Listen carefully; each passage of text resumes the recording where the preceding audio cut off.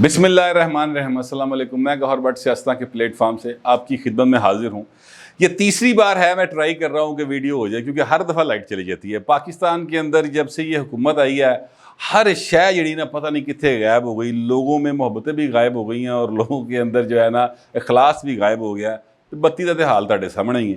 अच्छा, बहरहाल अब मैं आता हूँ उस बात की तरफ जिसके लिए मैंने आप लोगों को जहमत दी है। बात यह है कि पाकिस्तान के अंदर जब से ये हुकूमत आई है, इख्तियारात का आपस में जो बंटवारा है उसका फड्डे, उसके रोले मुसलसल चलते आ रहे हैं। पंजाब हो या वफाक हो, हर जगह पे ये वज़रा के दरमियान ये लड़ाई जारी है। वफाक के अंदर जो है शेख रशीद साहब, और वो टलियाँ खड़काते फिरते मैं वज़ीर आला, मैं वज़ीर दाखिला, मैं वज़ीर दाखिला। और शहजाद अकबर साहब वो कहते हैं जनाब मैं मुशीरा, मैं मुशीरा। अब FIA कन्फ्यूज़ हो जाता है या उनके नीचे काम करने वाले इदारे कन्फ्यूज़ हो जाते हैं किसी किदी सुनी है। लेकिन चूँकि शहजाद अकबर साहब का पलड़ा भारी है, उन्होंने मोकला ने कोई ऐसा कम पाया है इमरान खान के नाल कि वो शहजाद अकबर का ही नाम लेते हैं कि जनाब ये ही ठीक है भाई। लिहाजा वो शहजाद अकबर साहब जो हैं वो उनकी बात सुनी जाती है और FIA फिर उनके अंडर चली जाती है, जहाँ पर फिर नए नए केसेस बनते हैं। अब जो नया मसला बना है वो बना है पंजाब के अंदर। फिरदौस आशिक अवान साहबा जहाँ रहती हैं वहाँ पर कोई ना कोई फड्डा रहता है। उनकी ज़िंदगी के साथ कोई ना कोई रोला रप्पा हमेशा रहा है। ये काफ लीग में थी, काफ लीग के प्लेटफार्म से ये MNA बनी थी, एक स्पेशल नशिस्त के ऊपर जो ख़वातीन के लिए होती है वहाँ पर बनी थी। और वहाँ पर उनका फड्डा हो गया TV टॉक शो के अंदर। वो बड़ा मशहूर एक है क्लिप, सारी दुनिया ने देखा, आप भी देख लें। वहाँ पर दो ख़वातीन थी, शीरी मज़ारी साहबा थी और साथ कशमाला तारक साहबा थी। वहाँ पर इन्होंने एक दूसरे के ख़िलाफ़ जिस किस्म के घटिया इल्ज़ाम लगाए, मैं तो खैर बयान नहीं कर सकता जो वहाँ पर फिरदौस साहबा ने कहे थे। अच्छा, अब उसके बाद फिर इनका मंदो खेल के साथ फड्डा हो गया था। पंजाब में रहते हुए चपेड़ मारती, आपको याद होगा। ये वफाक में थी, वहाँ पर भी इनका फड्डा था, वहाँ से उनको निकाला गया, पंजाब में आके फिट हो गई। पंजाब में अब एक नया फड्डा शुरू हो गया। वो ये है कि जनाब एक शख्सियत है मुसर्रत जमशेद चीमा साहबा, वो MPA हैं। ये जमशेद इकबाल चीमा साहब हैं, उनकी ये बेगम साहबा हैं। और फिरदौस आशिक अवान साहबा, मतलब इन दोनों के दरमियान जो है वो ये क्लैश है, चल पड़ा है। वो कहती जी मैं वज़ीर आला की तर्जुमान हूँ, वो कहती जी मैं पंजाब हुकूमत की तर्जुमान हूँ।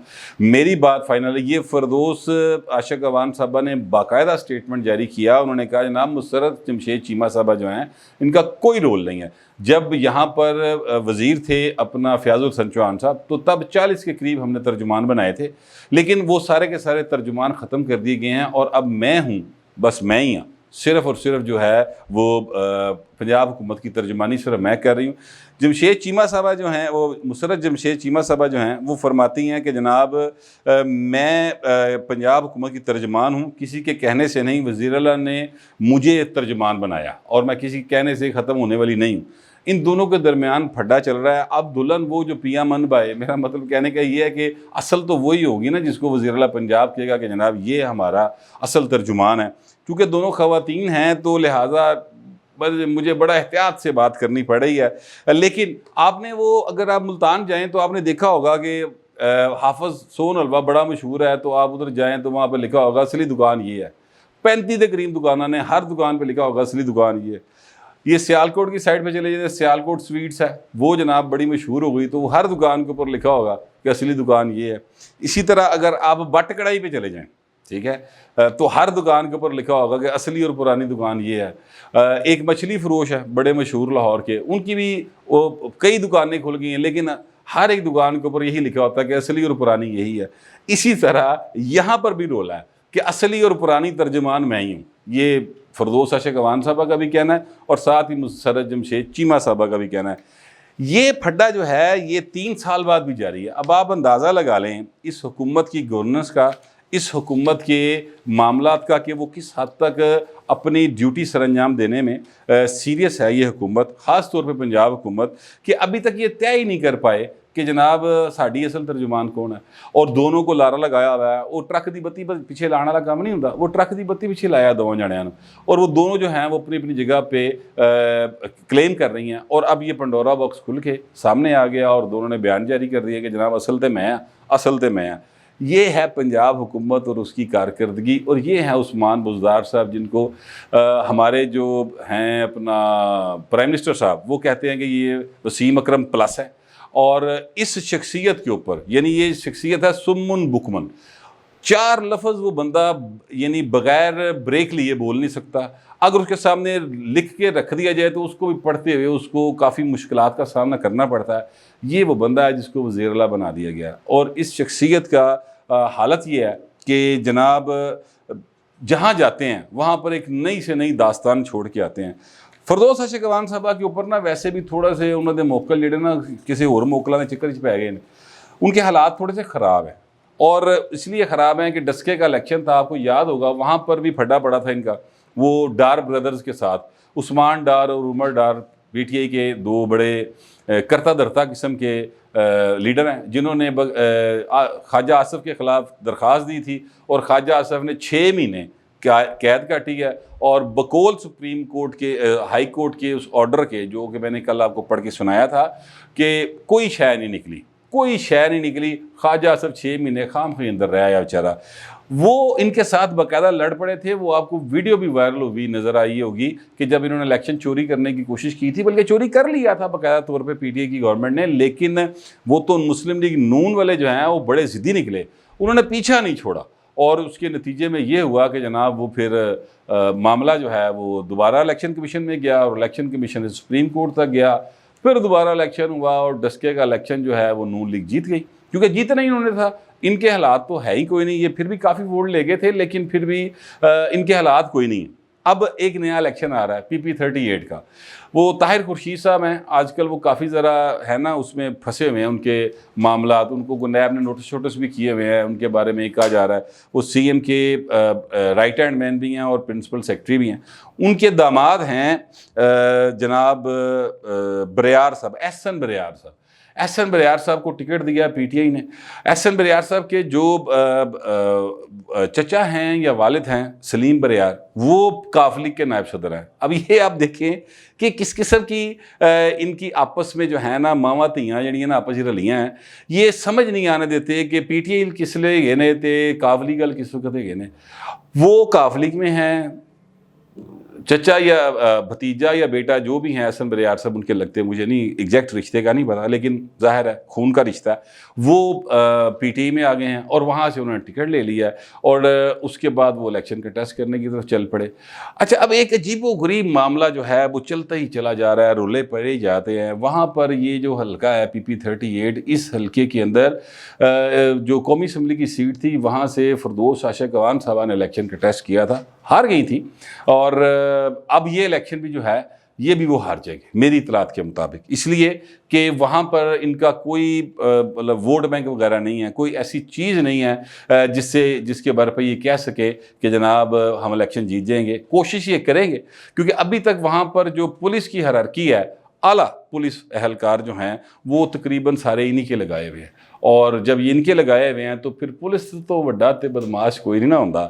اور وہ بابا عبیر ابو ذری نے بھی کہا تھا کہ پولیس نو آکھاں رشوت خور تے فائدہ کی, مگروں کردہ پھنا ٹکور تے فائدہ کی. لہذا پولیس کے حوالے سے بات میں بھی یہیں پر ختم کرتا ہوں, لیکن میں کہنا یہ چاہتا ہوں کہ فردوس عاشق اوان صاحبہ کی ذمہ ہے اس الیکشن کو جتانا, اور وہ وہاں پر خود الیکشن کا ٹیسٹ اس لیے نہیں کر رہی کہ انہیں پتہ ہے میں نے ہار جانا ہے, اس لیے وہ اب انہوں نے کہا جی میں لڑاواں گی جناب الیکشن. تے بی بی جی اینی تینوں اعتماد سی, اینا پک سی تے آپ لڑ لینا سی جا کے.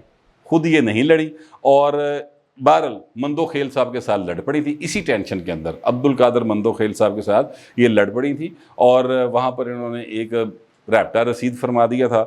پھر انہوں نے دوبارہ چیلنج بھی کر دیا کہ بڑی عجیب و غریب قسم کی گفتگو کرتی ہیں. بہرحال یہ ان کا اب مسرت جمشید چیمہ صاحب کے ساتھ ایک میچ پڑ گیا. ابھی فیصلہ ہونا ہے کہ جیتنا کس نے ہے, لیکن مسرت جمشید چیمہ صاحبہ جو ہے نا وہ بھی کوئی چھوٹی مطلب آسانی سے مار کھانے والی شخصیت نہیں ہے جتنا کہ میں ان کو جانتا ہوں. وہ پورا سر ڈائے گی مائی, اور ان دونوں کے درمیان اب لڑائی ہے. پنجاب حکومت جو ہے وہ 2 خواتین کے درمیان پھنس کے رہ گئی. ویسے تو پوری کا پورا پاکستان کسی ایک خاتون کے چکر میں پھنس کے رہ گیا. کہنے والے کہتے ہیں صاحب علم لوگ جو ہیں کہ ان کے پھر موکل ہیں اور موکل جو ہیں وہ آگے ساری حکومت چلا رہے ہیں. تو لیکن بہرحال فی الحال جو پنجاب کے اندر ہے وہ یہ صورتحال ان کی جا رہی ہے. پنجاب کے اندر ہی کرپشن کا عالم یہ ہے. میں آپ کو ذرا اس صاف ستھری حکومت, صاف چلی شفاف چلی کی ایک داستان سنانے لگا ہوں کہ جناب لاہور کے ڈپٹی کمشنر ہیں مدثر ریاض صاحب, انہوں نے سب لوگوں کو اکٹھا کیا بادشاہی مسجد میں. سب لوگوں سے میری مراد ہے اے سی جتنے تھے, ریونیو کے افسر تھے, پلاننگ کے افسر تھے, ان سب کو جو کہ ریونیو ڈپارٹمنٹ سے متعلقہ ہے, ان سب کو اکٹھا کیا بادشاہی مسجد میں, اور ان کا چکو الف کہ آج تو بعد کوئی بے ایمانی نہیں ہوئے گی, اور جو اس تو پہلے کیتی ہیں وہ تو معافی مانگ لو, اور پھر آج کے بعد کوئی بے ایمانی نہیں ہوگی. یہ انہوں نے ایک طریقہ کار نکالا ہے کرپشن روکنے کا. ہاسے والی گل ہے, چیک کرنا چاہیے مدثر ریاض صاحب جو ہے واقعی سی ایس ایس کر کے آئے تھے, یا اس نوکری نے ان کی ماتم مار دی ہے پکڑ کے. کرپشن ایسے رکتی ہے. اگر ایمانداری جو ہر افسر کا ہی نہیں ہر شہری کا بنیادی فرض ہے, اگر اس طرح سے قائم ہوتی تو پھر تو میری جان مطلب سعودیہ میں ہاتھ کاٹنے کا سزا ختم ہو گئی ہوتی, وہاں پر سر قلم کرنے کی سزا بھی ختم ہو گئی ہوتی. پاکستان کے اندر یا دنیا بھر کے جو بھی مذہبی ممالک ہیں وہاں پر یہ سزائیں ہوتی ہی نا, چوری کی, کرپشن کی, یہ سزائیں ہوتی نا, بالکل بھی نہ ہوتی, زیرو ہوتی. لیکن اس طرح سے سزائیں مطلب اس طرح سے نہیں ہوتا کہ آپ کسی سے حلف لے لیں. یہاں پر تو یار آئین پہ حلف اٹھا کے لوگ مکر جاتے ہیں. مکر نہیں جانتے ہر دفعہ 10 سال بعد کرے کھڑک کر کے اندر السلام علیکم میرے عزیز ہموطنوں. تو یہ ان لوگوں سے آپ کہہ رہے ہیں کہ جناب آپ حلف اٹھا لیں اور مسجد میں حلف دے دیں. مجھے حلف سے یاد آیا, بلکہ وعدہ ہے ایک, کسی صاحب نے یہ بتایا تھا کہ جناب جو تھے نا جنرل ضیاء الحق صاحب, انہوں نے مسجد الحرام میں یہ بیٹھ کر وعدہ کیا تھا کہ پتہ نہیں روزہ رسول پہ بیٹھ کے یہ وعدہ کیا تھا کہ بھٹو کو پھانسی نہیں دوں گا, واپس آنے نال ہی پھانسی دیتی. یہ مطلب وعدے اور یہ حلف ایمانداری کے اس طرح نہیں ختم ہوتے مدثر ریاض صاحب.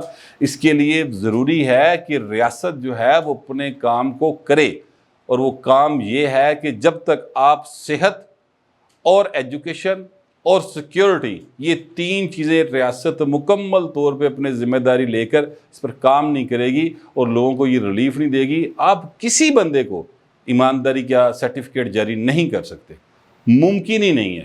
جو اے سی ہوتا ہے, ڈی سی کے بعد اے سی بہت بڑا ایک عہدہ ہوتا ہے, سی ایس ایس کر کے آتا ہے بچہ, 1 لاکھ 1.25 لاکھ تنخواہ ہوگی اس کی, بڑی زیادہ ہوگی, گاڑی بھی مل گئی ہوگی, پیٹرول بھی مل گیا ہوگا. لیکن جس جگہ پہ اس نے موو کرنا ہے, جس جگہ پہ اس نے لوگوں کے ساتھ ملنا جلنا ہے, اور جس قسم کے اس کے اختیارات ہیں, اس کے بعد آپ یہ سمجھتے ہیں کہ وہ ایماندار رہے گا؟ نہیں, وہ ایماندار نہیں رہ سکتا. اور پھر جب ریاست یہ کہے کہ ہیلتھ آپ کا پرائیویٹ مسئلہ ہے, آپ کے بچوں کی ایجوکیشن آپ کا پرائیویٹ مسئلہ ہے, اور سیکیورٹی بھی آپ کا پرائیویٹ مسئلہ ہے, تو اس کے بعد آپ سمجھتے ہیں کہ یہ کوئی ایسا معاملہ جو ہے وہ کوئی بہتر ہو جائے گا, اور کچھ چیزیں جو ہیں حلف اٹھانے سے ایماندار ہو جائیں گے, سارے دل صاف پاک ہو جائیں, ان کی ضرورتیں ختم ہو جائیں گی. ان کے گھر چ بیمار کوئی نہیں ہوئے گا, انہوں نے گھر چ ان کے گھر میں کوئی بندہ جو ہے وہ اس کی تعلیم جو ہے وہ بالکل ایچسونین لیول کی ہو جائے گی بغیر پیسہ خرچ کیے ہوئے. ایسا نہیں ہے. جب ایسا نہیں ہے تو یہ حلف لینے والی اور مسجد میں جا کے کرنے والا سارا کیا آپ نے مطلب یہ کیا ہے؟ میں اگر وزیر اعلیٰ پنجاب ہوتا تو اس کا نوٹس لیتا مدثر ریاض صاحب سے, اور وہ طلب کر لینا کہ تین اوسرا تبار نہیں آیا تو ایسرا تبار آ جائے گا. اب اس کے بعد کیا ہوگا اگر وہ بے ایمانی کریں گے, اور وہ یقیناً کریں گے, 100% کریں گے, اور وہ جسٹیفائڈ ہے بے ایمانی کرنے میں, اس لیے کہ ریاست ان کو دے کیا رہی ہے؟ بے تحاشا اختیارات. یعنی اگر دورہ کرنا ہے کسی نے کسی علاقے کا, کسی سرکاری بڑے بندے نے, تو سارا بندوبست کس نے کرنا ہے؟ اس علاقے کے ڈی سی نے, اے سی نے, اس کے نیچے پٹواری نے, گرداور نے, تحصیلدار نے, ان سب نے بندوبست کرنا سارے کا سارا. وہ کتوں کرن گے 50,000 کی تنخواہ دے وچ وہ بندوبست کرن گے؟ پاسبل نہیں ہے. تو یہ ایک ڈھکوسلے ہے, یہ ایک فراڈ ہے جو مسجد میں بیٹھ کر کیا گیا ہے. معذرت کے ساتھ ہو سکتا ہے مدثر ریاض صاحب کا خیال ہو کہ اس طرح ایمانداری آ جائے گی, لیکن ایسے ایمانداری آتی نہیں ہوتی. پنجاب حکومت جو ہے اس کے حالات بڑے عجیب و غریب ہیں, اور ایک جگہ پر لڑائی ہو رہی ہے اس بات کی کہ جناب میں اصلی ہوں, وہ کہتی ہے میں اصلی ہوں, ترجمان. دوسری جگہ پر وزیر اعلیٰ کے تمام اختیارات اسپیکر صاحب سنبھال گئے. اس کے اوپر علیحدہ میں ایک ویڈیو کروں گا, ٹھیک ہے, وہ آپ کے سامنے لے کے آؤں گا. اور ایک ویڈیو میں اگلی کروں گا کہ پنجاب کے ایک مشیر ہیں, ان کے خلاف بھی ایک مقدمہ درج ہو گیا. اس سے اگلی ویڈیو میں وہ کرنے والا ہوں, وہ ضرور دیکھیے گا. یہ جو سارے حالات ہیں اس میں آپ جب وزیر اعظم پاکستان کہتے ہیں کہ ریاست مدینہ کا خواب دکھاتے ہیں، ایمانداری کی باتیں کرتے ہیں، اور کبھی وہ ان کو کہتے ہیں کہ جناب قانون سب کے لیے ایک ہے، جب اس طرح کی باتیں کرتے ہیں، پہلے دکھ ہوتا تھا، تکلیف ہوتی تھی، غصہ چڑھتا تھا، ہن ہاسا آندا ہے، مجھے تو یہی آتا ہے، آپ کو پتہ نہیں کیا دکھ ہوتا ہے یا ہنسی آتی ہے؟ ضرور بتائیے گا کمنٹس کے اندر۔ میری ویڈیوز کو لائک بھی کریں اور بیل آئیکن کا بٹن ضرور دبا دیں تاکہ آپ تک میری ویڈیو سب سے پہلے پہنچ سکے۔ فی الوقت اتنا ہی، ملتے ہیں اگلے ویلاگ۔